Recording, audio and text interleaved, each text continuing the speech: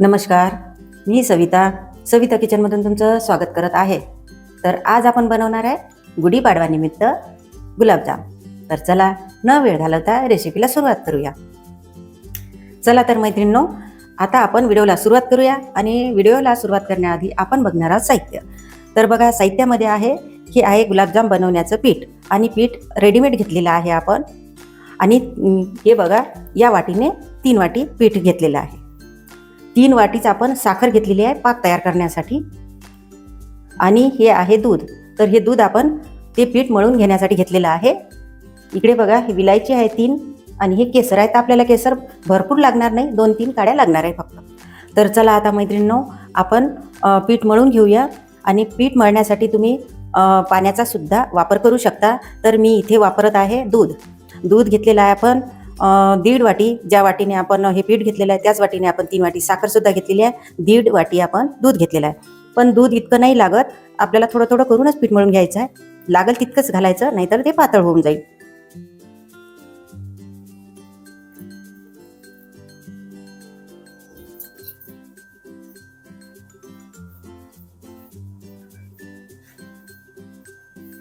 तर हे बघा, आपण किती छान असा मऊसूत आपण गोळा तयार करून घेतलेला आहे. आणि फक्त 1 वाटी दुधामध्ये 1.5 वाटी आपण घेतलं, पण आपल्याला 1च वाटी दूध यामध्ये घेतलं गेलं. तर आता या गोळ्याला आपण छान झाकून ठेवूया. आता 10 मिनटं याला असंच ठेवायचं आहे. तर मैत्रिणींनो, आता आपण पाक तयार करणार आहे. आणि त्यासाठी बघा, या भांड्यामध्ये आपण 3 वाटी साखर घेतलेली आहे. आणि आता 3 वाटीच आपण पाणीसुद्धा घेणार आहे छान पाक तयार करण्यासाठी.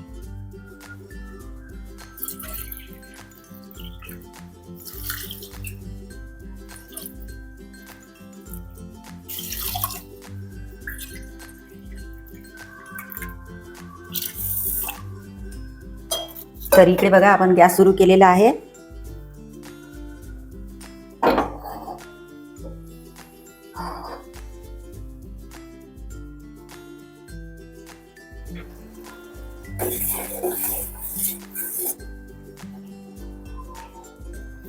तर हे बघा, 1 तारी पाक तयार झालेला आहे.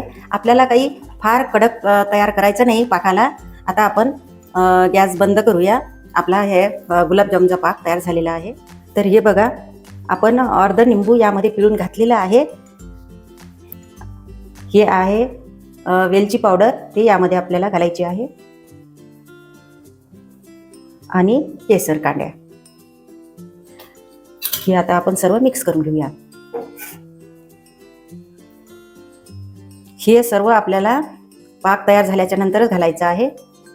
आणि तुम्हाला जर निंबू यामध्ये आवडत नसेल तर तुम्ही घालू नका. आता हा पाक तयार झालेला आहे. तर हे बघा मैत्रिणींनो, आता आपल्याला करायचे आहे गुलाबजाम. तर आता थोडा आपण हे गोळा मळून घेऊया. थोडंसं तेल घेतलेलं आहे मी, आणि थोडंसं मळून घ्यायचं आहे. हे बघा,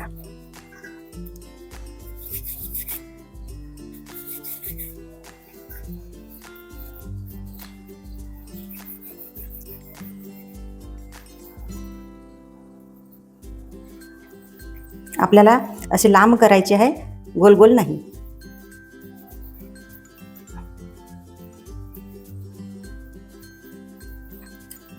ह्या पद्धतीमध्ये आपल्याला गुलाबजाम बनवायचे आहे. आणि ह्याच पद्धतीने आपण आता सर्व तयार करून घेऊया.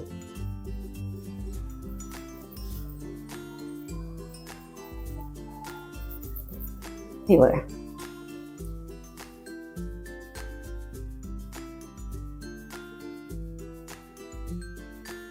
तर हे बघा मैत्रिणींनो, आपण तळण्यासाठी तेल गरम केलेलं आहे. आणि तेल छान गरम झालेलं आहे. आता यामध्ये आपण गुलाबजाम तळून घेऊया.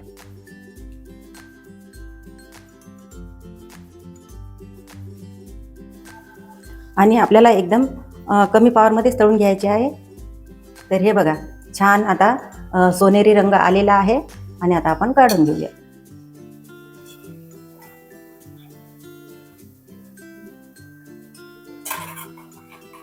तर याच पद्धतीने आपण सर्व गुलाबजाम तळून घेऊया.